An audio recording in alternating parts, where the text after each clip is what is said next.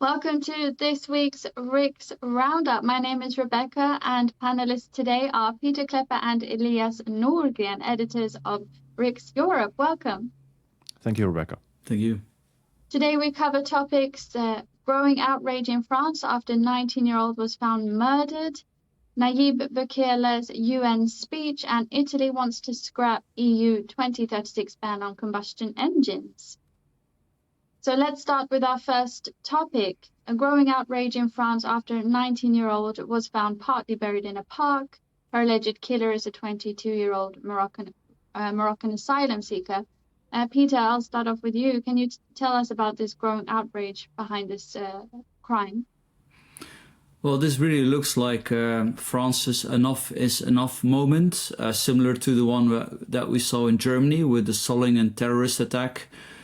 So in Germany, this involved somebody that was not supposed to be in Germany anymore. And the same is true with this in France. So a young girl was found murdered. It appeared to be a Moroccan person who had already been convicted, who had been jailed, was somehow released, somehow because of some administrative quirk.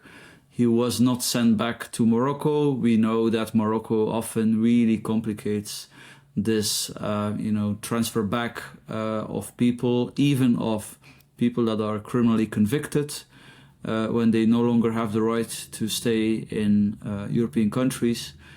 At the same time, European countries send lots of money in terms of development aid to Morocco. So there's all kinds of leverage that we could exert on that country and on many other similar countries when they refuse to take back their citizens, certainly their criminal citizens. And yet that doesn't happen. For a long time already, I remember when the Belgian State Secretary, who was quite tough on migration, Theo Franken, he was in charge between 2014 and 2018. He went to Morocco.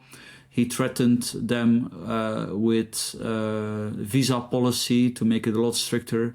And suddenly they complied. Suddenly they completely accepted to welcome back their own citizens that had been criminally convicted. So imagine how much leverage we would have if the whole of the EU would, together negotiate with these countries and put a lot of pressure. But despite the fact that this is, of course, top priority for the population, it does not happen. Now we have a new government in France, and they seem to understand this has to end. We need change. Yeah, and the new Minister of the Interior has actually outright called for a change of the laws after this Moroccan asylum seeker was, as you said, released because of an administrative quirk or an administrative delay, as it was called. He was due to be deported but wasn't, and obviously this is something that a right-wing government is due to be fixing, and it's kind of surprising, not real surprising perhaps, but France did not directly elect a right-wing government with a critical stance towards immigration, but that's sort of what has happened now with the nomination of, in particular, I suppose, this new Minister of the Interior from the Republican Party. So this is somehow the Macron's constructed government actually accomplishing something that I suppose, or wanting to accomplish something that is in line with what perhaps the National Rally would want. And I think that this is something that most people on the right in France are very happy about. There can probably be some positive developments on this front.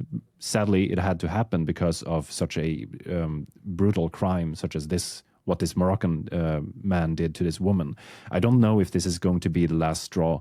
Like Peter said, it's going to be. That, of course, we have to wait and see for that. If there are riots in the street because of this, or if there aren't, there are some positive news, at least, to come out of this horrific event. And second topic for today, Nayib Bukele speech at the UN. I've seen there have been retweets of this by many people, including public figures such as Elon Musk. Peter, how significant is this speech, and what is it he said that has caught so much attention? Well, indeed, we had a number of speeches at the UN. Of course, Argentinian President Milei, he delivered a great speech calling them all a bunch of socialists and really criticizing the UN House for, having dictatorships, chairing the Human Rights Committee and things like that.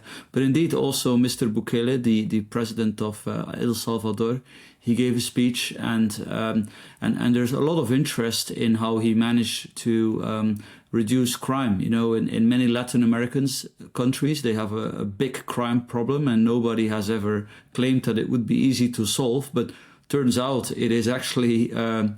It seems easier than it appears, because what he did is to lock up a huge amount of criminal suspects. And this led to a big change. I just looked at the Gallup opinion poll for 2023 that was just released. And in El Salvador, the number of people that, do not feel safe dropped in 7 years' time or so from 50-60% to around 10%. So this is enormous success. And one of the things Bukele said in his speech was, I have not locked up thousands, I have liberated millions. So I think this is really something we have to look at it again. I mean, many criminal law experts have always claimed, if you lock up people, then, you have the problem that of recidivism, as they say, that they only learn bad things in prison. And this is not the right solution. But clearly Bukele has, I think, demonstrated that a different path may work. Yeah, and I also was a fan of that quote. We have not locked up thousands, we have liberated or freed millions. Of course, that being the people of El Salvador are no longer under the yoke of these brutal, violent criminal gangs, just like in other Latin American countries. This is a region plagued by these types of problems, and it seems reasonable that the most effective solution would come from a region that is most terribly tarnished by problems such as these. And we're also seeing these types of problems in the United States and in across Western Europe, of course, in not the least after the mass migration. I think it's very positive that you have people such as Elon Musk, for example, Tucker Carlson perhaps as well, who have been sort of not idolizing, but very much upholding Nayib Bukele as a sort of rock star. And there are a lot of right-wing politicians who are watching this. And even though El Salvador is a very small country with a very limited type of political influence, this is a type of cultural influence that I think will inspire very many right-wing politicians across the Western world to implement maybe not the exact same types of policies, but being less apologetic about simply locking people up, because it's actually what brings down crime levels. In a reasonable way. Moving on to the third topic, Net Zero Watch wrote on X, Italy's industry minister has warned that the EU's impending ban on petrol cars has created a grave crisis for the continent's vehicle manufacturers. Elias, how well do you think that European manufacturers are prepared for this requirement of a transition into electric vehicles? Well, this is one of the major problems with the EU, of course. It sets up these ridiculous standards that can't be upheld, and when the industry as such recoils whenever the EU actually has to take a change of policy. So you had this ban on petrol-driven vehicles for 2030, I believe, and then it has been adjusted for a number of times. And a number of actors on the industry have actually spoken out against this, not the least in the German car manufacturing industry, which is a major player in Europe and a major voice in these types of discussions. And when they realize that they can't live up to these ridiculous climate standards that the EU has set, well, that means all of their plans, all of the things they had planned for after agreeing with the EU to set these levels is going to be turned upside down, and they're left with very limited options as to how to actually handle these new expectations by the EU. Now, it's very difficult for the EU to compete with China for a number of reasons. And I think that one of these is because they've been so hung up on on the green agenda, so to speak. These have to be electric-driven cars, for example. Even though Europe doesn't have a reliable battery manufacturing industry, we're still expected to just compete with China outright on these premises, and that's ridiculous. This is ridiculous. Europe simply cannot do this. But the EU thinks it can conjure up magical industrial solutions by just the will of politics. Well, obviously that's not going to happen. And well, all the car manufacturers that have been going along with these developments and not really protesting are now paying the price, I think. And Peter, do you agree? Is this a ridiculous requirement?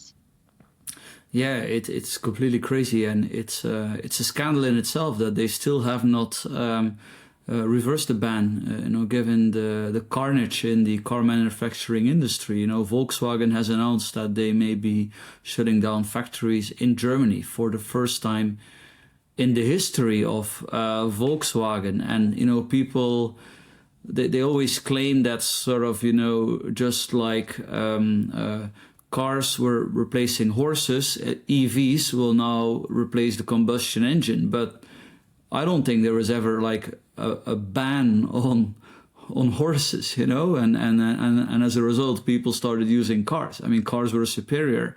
And in the first place, if you talk to pretty much any automobile expert, if they speculate about the future of cars, they tend to cite things like hydrogen cars. Now, I don't know. I don't think anybody knows. The consumer will decide. It's a very complex set of,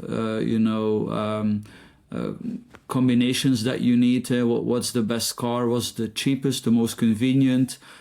Taking into account charging infrastructure, certainty of supplies of all the materials, and maybe Elon Musk is right that it's going to be EVs. Maybe he's right. But then you don't need like a ban on what exists today. The cars with combustion engine that actually have become a lot more friendly to the environment over the years already in many ways. And when at the same time there's huge question marks as to how environmentally friendly EVs are. So this is really central planning gone wrong. And the president of the European Commission, Ms. von der Leyen, she bears a great responsibility for it. So it's very welcome to see Italy as one of the sane governments openly calling to end the charade and to basically admit that the central planners had it wrong. So that's all we have time for today. Thank you, Elias Norgren and Peter Kleppe. Thank you. And thank you for watching Riks Europe.